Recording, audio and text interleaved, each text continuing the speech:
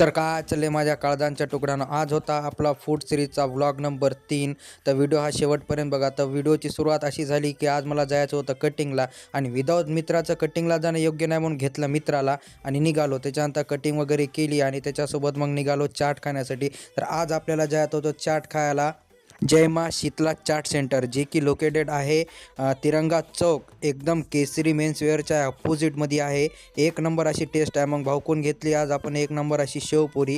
त्यानंतर काय मित्राला म्हणलं कर टेस्ट. बघू शकता तुम्ही, हे माझा मित्र शेवपुरी खायला आहे आणि त्याचं खाऊन रिॲक्शन बघा तुम्ही. एक नंबर अशी शेवपुरी आहे म्हणला.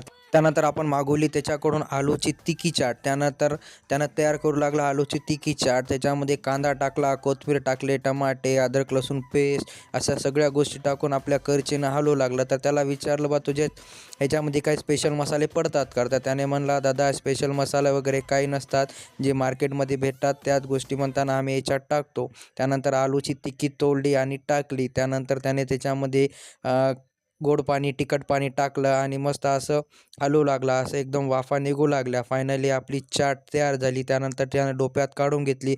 त्याच्यावर मस्तपैकी असा कच्चा कांदा टाकला. कांदा टाकून गोड पाणी, तिखट पाणी टाकून दिलं.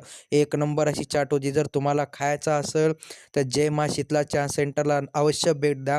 यांच्याकडे चाटमध्ये पाणीपुरी, शेवपुरी, भेलपुरी, रगडापुरी, रगडा पेटी, समोसा चाट, अशा सगळ्या प्रकारचे चाट भेटतात, जे की आहे तिरंगा चौक येथे. या ठिकाणी तुम्ही एकदा या, अवश्य भेट द्या. भाऊची टेस्ट एक नंबर आहे. तर चला पुन्हा भेटूया पुढच्या व्हिडिओत.